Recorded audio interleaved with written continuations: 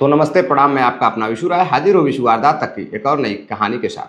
कहानी शुरू करें उससे पहले हमारे जितने प्यारे भाई बहन चैनल पर नए आए हैं, जुड़िए विशु वारदात तक के इस छोटे से परिवार से, अपना प्यार दीजिए, अपना सपोर्ट दीजिए। आते हैं आज की कहानी पर। कई कहानियाँ मैंने आपको सुनाई हैं इससे पहले, लेकिन हर कहानी में कुछ न कुछ अलग देखने को मिलता है। लेकिन आज की कहानी में एक लड़की लड़के के घर लड़के से मिलने जाती है। अक्सर आपने कहानियों में सुना होगा कि लड़का जो है छुप छुप कर लड़की से मिलने के लिए लड़की के घर जाता है। लेकिन एक लड़की मिलने के लिए रात में लड़के के घर जाती है और उसके बाद कुछ ऐसा होता है कि गांव में शोर शराबा मच जाता है। पुलिस भी आती है, पुलिस जांच पड़ताल में जुटती है। और जब गांव वालों को उस लड़की और लड़के की हकीकत पता चलती है, दरअसल उस रात एक बहुत ही भयंकर खौफनाक कत्ल होता है। कत्ल इस स्तर का होता है कि देखने वालों के रोंगटे खड़े हो जा रहे थे, लोगों के पैरों तले जमीन खिसक जा रही थी। दरअसल मैं बात कर रहा हूं बिहार के बेगूसराय के थाना छवाटी थाना के अंतर्गत एक गांव आता है शावंत गांव। शावंत गांव में एक लड़का जिसका नाम गौतम रहता है। गौतम की उम्र 20 साल रहती है। पढ़ने लिखने में बेहद तेज तर्रार हैंडसम लड़का गौतम। गौतम के पिताजी किसानी करते थे, यानी कि खेती बाड़ी से उनका ताल्लुक रखता था। खेती बाड़ी से ही उनका खर्च चलता था और बेटा कोचिंग वगैरह भी पढ़ाया करते था। और उनके परिवार में कई लोग थे, लेकिन सभी लोग बाहर रहते थे। बाहर का मतलब कि कुछ लोग शहर में जाकर काम करते थे, तो कुछ लोग शहर में मकान बनाकर रहते थे। अब घर पर यानी कुछ गांव में गौतम के साथ सिर्फ गौतम के पिताजी ही घर पर रहते थे। गौतम बनाता था और पिताजी उसके साथ खाते थे, बैठते थे। दोनों ही पिता और पुत्र की जोड़ी घर में अकेले रहती थी। अब गौतम भी काफ़ी तेज तर्रार रहता है, पास के ही एक कॉलेज में पढ़ाई कर रहा था। अब उसी गांव की रहने वाली एक लड़की जिसका नाम रानी रहता है। रानी भी बेहद सुंदरता की धनी रहती है। अब रानी सुंदरता के धनी के साथ साथ एक बेहद ही संपन्न परिवार से रहती है और बेहद ही दबंग परिवार से रहती है। अब रानी भी उसी कॉलेज में जहां गौतम पढ़ता था, उसी गांव के कॉलेज में रानी भी पढ़ती थी। अब एक दिन एक लड़का रानी को कुछ कमेंट करता है। अब वहीं पर गौतम भी मौजूद रहता है और गौतम देखता है कि गांव की लड़की रानी पर कोई बाहरी व्यक्ति कमेंट कर रहा है। अब गौतम को जैसे ही पता चलता है, वो वहाँ फौरन जाता है और जाकर उस लड़के को सबक सिखाता है। उसके साथ मारपीट होती है। मारपीट होने के बाद अब रानी देखती है कि यह लड़का तो मेरे गांव का ही है, यह तो गौतम है। अब रानी वहाँ से उसको हटाती है और गौतम को समझाने की कोशिश करती है। अब धीरे धीरे दोनों में गांव की बात रहती, बातचीत पहले से होती थी, लेकिन दोस्ती हो जाती है। अब अक्सर कर लड़का गौतम जब भी कॉलेज से आता जाता, कभी साइकिल से कभी बाइक से, तो लड़की को भी लाकर घर छोड़ दिया करता था। और उसके घर से मात्र 200 मीटर पे दोनों का घर था, यानी कि आसपास ही घर रहता है। दोनों का एक दूसरे के घर आना जाना लगा रहता था। गौतम भी जब भी समय मिलता रानी के घर जाकर बैठकर उनके घर वालों से बातचीत किया करता था, जैसे अक्सर गांव में उठना बैठना होता है। अब धीरे धीरे समय बीतता गया, दोनों एक दूसरे से बातचीत करने लगते हैं। अब बातचीत इस स्तर की होने लगती है कि धीरे धीरे दोनों की काफ़ी गहरी दोस्ती हो जाती है। अब दोनों की आंखें चार हो जाती है और धीरे धीरे एक दूसरे को दोनों दिल दे बैठते हैं। अब गौतम रानी को बेहद चाहने लगता है और रानी भी बेहद टूटकर दिलो जान से गौतम को प्यार करने लगती है। और प्यार इस कदर करने लगती है कि अब एक दिन रात में जब घर वाले सो जाते हैं, तो गौतम घर पर अकेला रहता है और उधर रानी गौतम को फ़ोन करती है। गौतम को फ़ोन कर प्यारी प्यारी बातें करती है। बातें करते करते अब रानी को तलब उठती है अपने प्रेमी से मिलने की। गौतम कहता है कि रात काफ़ी हो चुकी है, अब इतनी रात को मिलना सही नहीं है, गांव में कोई देख लेगा तो बड़ी बदनामी होगी। लेकिन रानी मानने को तैयार नहीं होती है। अब रानी उससे मिलने के लिए उसके घर जाती है। घर जाने के बाद उधर गौतम घर पर अकेले रहता है। धीरे से रानी को कमरे में लाता है, कमरे में पूरी रात रानी के साथ समय व्यतीत करता है, उसके साथ सोता है। अब जैसे ही सुबह होने वाली होती है, रानी 2-3 बजे करीब उठकर अपने धीरे से अपने घर चली जाती है। उस रात तो किसी को कुछ पता नहीं चलता है। अब धीरे धीरे समय और बढ़ता जाता है।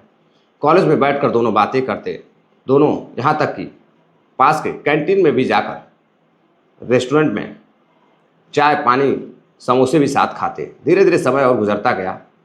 अब उनकी मोहब्बत की चर्चाएं धीरे धीरे गांव में, कहते हैं गांव की में जो दीवार होती हैं, जो लोग होते हैं, उनके भी ऐसे कान होते हैं कि एक व्यक्ति अगर देख लेता है तो वह 10 बातें बढ़ा चढ़ाकर लोगों को बताता है। अब गांव में उसकी चर्चाएं शुरू हो जाती हैं कि कुछ तो गड़बड़ है, गौतम और रानी के बीच कुछ तो चल रहा है। गौतम काफ़ी नज़दीक रानी के रहता है और रानी भी गौतम के बेहद ही नज़दीक रहती है। अब लोग तरह तरह की चर्चाएं करने लगते हैं। अब इसी बीच एक दिन अंधेरा होता है, शाम 7 बज रहे थे। गौतम घर के बाहर खड़ा रहता है, तभी रानी उसके पास जाती है और जाकर उससे कुछ बातें करने लगती है। तभी बातें करते हुए उधर से उसके पिता आ रहे थे, गोपाल चौधरी। गोपाल चौधरी उधर से आ रहे थे, तभी देखते हैं कि उनकी बेटी गौतम से बातें कर रही है। अंधेरा काफ़ी है, तो अपनी बेटी को बुलाते हैं और गौतम को घर जाने के लिए कहते हैं। बुलाकर बेटी को समझाते हैं और उसके बाद बेटी कहती है, पापा ऐसा कुछ भी नहीं था, हम दोनों बस यूं ही बातें कर रहे थे। लेकिन गोपाल चौधरी को बुरा ये लगता है कि रात के अंधेरे में बेटी और गांव के अपने लड़के के साथ क्या बातें कर रही थी। अब वह बड़ी हो चुकी थी, गोपाल चौधरी अच्छे से समझ रहे थे। अब उधर एक दिन फिर से गांव में चर्चाओं का सुर रहता है कि गोपाल और रानी छुप छुप कर मिलते भी हैं। तभी कहीं से कानो कान खबर उसके भाई दुर्गेश को मिलती है। अब दुर्गेश को मिलती है कि उसकी बहन गोपाल के साथ उसका चक्कर चल रहा है। उसे बर्दाश्त नहीं होता है, वह अपने घर जाकर घर वालों को बता देता है। घर वाले लड़की से पूछताछ करते हैं तो लड़की मना कर देती कि ऐसा कुछ भी नहीं है, वो गांव का लड़का है और उसका संबंध गांव के लड़कों की तरह ही है, मात्र वह एक दोस्त है, साथ में दोनों पढ़ते हैं, इसलिए काफ़ी अच्छे खासे दोस्त हैं और जैसा लोग समझ रहे हैं वैसा नहीं है, लोग अफवाह बना उड़ा रहे हैं। अब दुर्गेश एक दिन मार्केट जाता है खेत के किसी काम से, सामान लेकर आ रहा होता है, तभी वह देखता है कि उसकी बहन और दुर्गेश एक दूसरे के साथ उस तरीके से बात कर रहे थे जैसे कोई प्रेमी प्रेमिका बात करते हैं। अब दुर्गेश को गुस्सा आती है, वो लड़के को डांटता है, उससे झगड़ा करने लगता है। उधर उसकी बहन छुड़ाती है और छुड़ाकर उसे घर लेकर जाती है। लड़का घर जाता है और घर से जाकर दुर्गेश अपने माता पिता सभी को बताता है और गुस्से में वहाँ से वह जाता है गौतम के घर। गौतम के घर जाकर गौतम के घर वालों को चेतावनी देता है कि अगर दोबारा तुम्हारा लड़का गौतम मेरी बहन के साथ आते जाते या बात करते हुए देखा गया तो मैं कत्ल कर दूंगा। धमकी देते हुए वहाँ से निकल जाता है, मैं जान से मार दूंगा। अब घर वाले हैरान रह जाते हैं, परेशान होते हैं कि कहीं दबंग आदमी है, कहीं हो सकता है कि आज धमकी दे रहा है, कल को ऐसा कर भी सकता है। अब घर वाले पहुँचते हैं पुलिस स्टेशन। पुलिस स्टेशन जाने के बाद वहाँ शिकायत दर्ज कराते हैं, लेकिन बात दबंगों की रहती है, पुलिस कोई सुनवाई नहीं करती है। धीरे धीरे समय बीतता जाता है। अब एक दिन फिर से रानी को तलब उठती है बात करते करते मिलने की। अब वो गौतम को फ़ोन करती है, बातचीत करती है। बात करते करते अब दोनों एक दूसरे के इश्क में इस कदर खो जाते हैं कि खोकर दोनों बातें करते करते लड़की गौतम से कहती है कि मुझे आज तुम्हें बहुत प्यार करना है, मुझे प्यार करने को जी कर रहा है, तुम एक काम करो बागीचे में आ जाओ। अब लड़का बागीचे में जाता है, लड़की भी बागीचे में जाती है। पूरी रात बागीचे में मिलते हैं। जैसे ही कई घंटे गुजरते हैं, लड़की अपने घर पिछले दरवाजे से चली जाती है। अब उसी बीच एक और गांव का व्यक्ति देख लेता है। दरअसल उसी बागीचे के पास उसका खेत रहता है। वह खेत की अपने दरवानी कर रहा था, लेकिन गांव का मामला रहता है, वो कुछ बोलने को तैयार नहीं होता है कि आखिर वह जानता था कि वह बोलेगा तो लड़की के घर वाले लड़के का बुरा हाल करेंगे। उधर लड़का भी मानने को तैयार नहीं रहता है, लड़की भी मानने को तैयार नहीं होती है और लड़के के घर वालों को, उसके पिता को यह पता नहीं रहता है कि वाकई में गौतम दबंग के लड़की से मोहब्बत करता है। अब पिता अनजान रहता है। 27 अप्रैल 2024 की शाम को उसके पिताजी घर आते हैं और खाना खाकर गौतम को कहते हैं, बेटा मैं खेत में जा रहा हूँ, वहाँ गेहूं के बाल वगैरह ज़्यादा पड़े हुए हैं, डांठ वगैरह पड़ी है, तो वहाँ मशीन आने वाली है, मैं आज वहीं खेत में ही रहूँगा, घर नहीं आऊँगा। अब करीब 8 बज जाते हैं। इधर गौतम घर में अपने प्रेमिका से, रानी से छुपकर बातें कर रहा था। रानी भी घर वालों के डर से छुप कर बातें कर रही थी। रात ज़्यादा हो जाती है, 10 बज जाते हैं, रानी के घर वाले सोने चले जाते हैं। जब सोने चले जाते हैं तो रानी बात करती है और बात करते करते फिर से दोनों को एक दूसरे से मिलने की तलब उठती है। दोनों मानने को तैयार नहीं रहते हैं। कहते हैं इश्क जब चढ़ता है तो सर इस तरह से सर पर चढ़ता है कि वह कुछ भी करने को तैयार हो जाता है, आगे पीछे कुछ भी नहीं देखता है।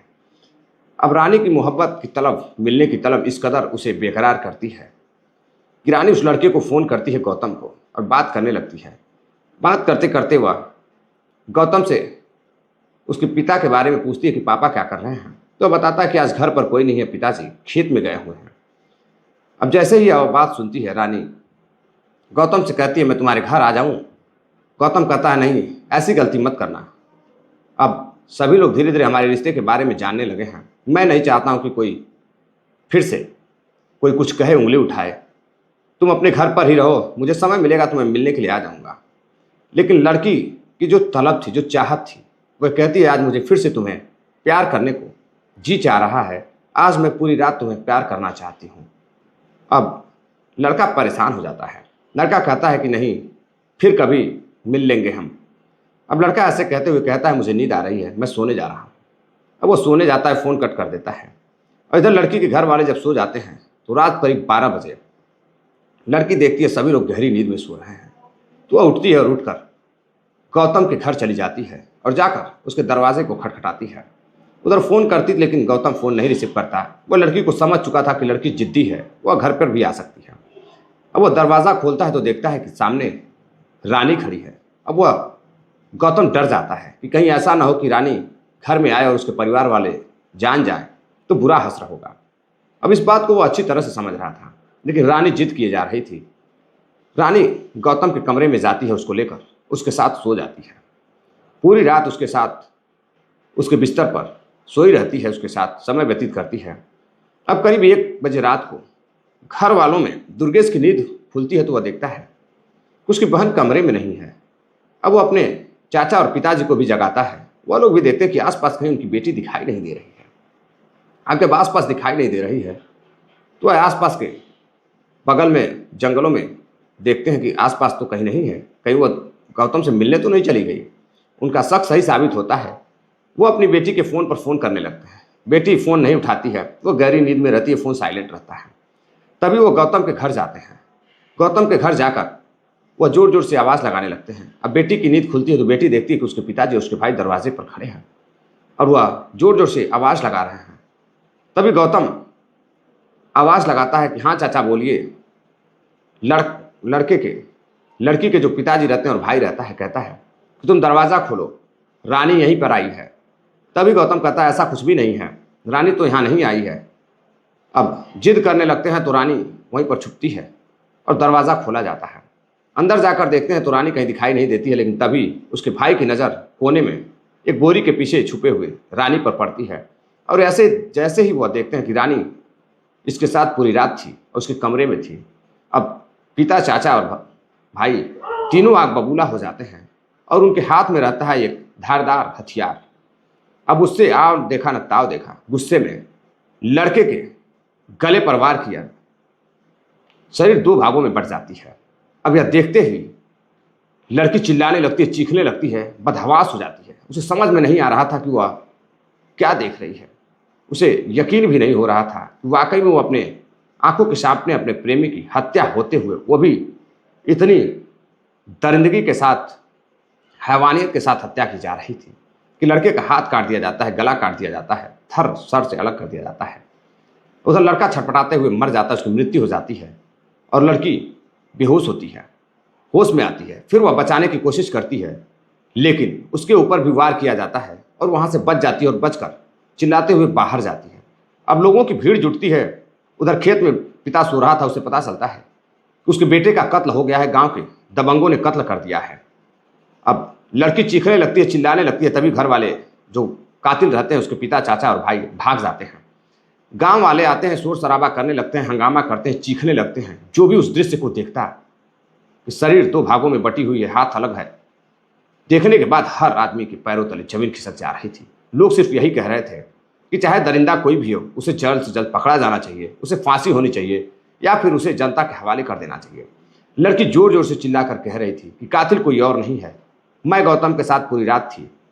वो इस बात को मानने को तैयार थी और मैं उससे प्यार करती हूँ, उससे शादी करना चाहती थी, लेकिन बात गांव की थी इसलिए हम दोनों डरते थे और घर वालों ने हम दोनों को एक दूसरे के साथ देखा और मेरे ही सामने बेरहमी से मेरे प्रेमी गौतम को कई टुकड़ों में काट दिया और मैं चिल्लाती रही, चीखती रही, भाई के पैरों पर गिरती रही, रोती रही, लेकिन उन दरिंदों ने एक ना सुनी। लड़की चिल्लाते हुए, चीखते हुए, रोते हुए बेहोश हो जा रही थी और जब होश में आ रही थी तो लोग उसे संभालने की कोशिश कर रहे थे।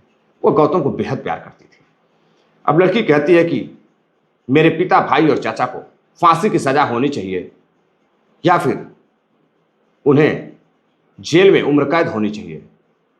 अब तरह तरह की गांव में भी चर्चाएं शुरू हो जाती हैं लेकर के। कोई कहता कि किसी बहन बेटी के साथ अगर ऐसा होगा तो लोग क्या करेंगे, लेकिन अब पुलिस जांच पड़ताल करती है, जांच पड़ताल कर एफआईआर कर, शिकायत दर्ज कर उन आरोपियों को गिरफ्तार करती है और गिरफ्तार कर जेल भेज देती है। लेकिन कहीं ना कहीं गलती देखा जाए तो पुलिस की भी है। अगर पुलिस शायद पहले ही जब शिकायत दर्ज की गई थी उसी समय अगर कार्रवाई करती तो शायद रानी अपने घर होती और गौतम अपने पिता के साथ होता, आज यह कत्ल ना होता। ग्रामीण जनों का और घर वालों का पूरा आक्रोश पुलिस पर रहता है, पुलिस के खिलाफ रहता है। पुलिस वालों के खिलाफ हंगामा भी किया जाता है। मौके पर बड़े अधिकारी आते हैं, समझाते हैं और समझाने की बात आगे बढ़ती है। लाश का पोस्टमार्टम होता है और गांव में सन्नाटा फैल जाता है। तो साथियों, ये थी पूरी कहानी। गांव के प्रेम संबंधों में एक ऐसा कत्ल होता है जो बेहद ही शर्मसार कर देने वाला होता है और बेहद ही खौफनाक कत्ल होता है, रोंगटे खड़ी कर देने वाला कहानी आज की थी। साथियों, कहानी कैसी लगी आप सभी साथी कमेंट कर जरूर बताइएगा।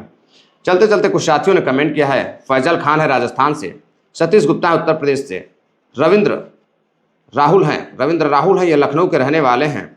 शशांक सिंह हैं, यह भी उत्तर प्रदेश लखनऊ के रहने वाले हैं। हिमांशु राय हैं, प्रयागराज के रहने वाले हैं। डॉक्टर ए के अग्नोत्री हैं, उत्तर प्रदेश प्रयागराज के रहने वाले हैं। बहन जया बाधवानी जी हैं, जबलपुर की रहने वाली हैं। तो साथियों, आप सभी अपना प्यार दीजिएगा, सपोर्ट दीजिएगा। कहानी में अगर कोई खामियां हैं तो आप लोग कमेंट करिएगा, मैं उसे दूर करने की पूरी कोशिश करूंगा ताकि कहानी मैं आपको अच्छे से अच्छे अंदाज में सही तरीके से सुना पाऊँ। और आप कमेंट करते हैं तो हम मुझे काफ़ी मदद मिलती है, प्रोत्साहन मिलता है। तो कमेंट आप ज़रूर किया करें। मिलते हैं एक और नई कहानी के साथ, तब तक के लिए इजाज़त दीजिए। नमस्कार, जय हिंद।